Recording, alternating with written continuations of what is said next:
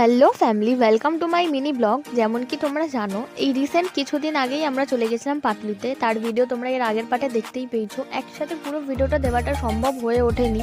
আর এখানে অনেক unique stall বসেছিল, আর সানডেতে ভীষণ ক্রাউডও ছিল। এবার তোমরাই বলো, পাটুলিতে গেছি নচিকেতার টি স্টলে যাবো না, এটা কি মেনে নেওয়া যায়? একদমই না। তাই জন্য এত ভিড় থাকা সত্ত্বেও নিজের পাকে কষ্ট দিয়ে হলেও দাঁড়িয়ে পড়লাম এত ভিড়ে।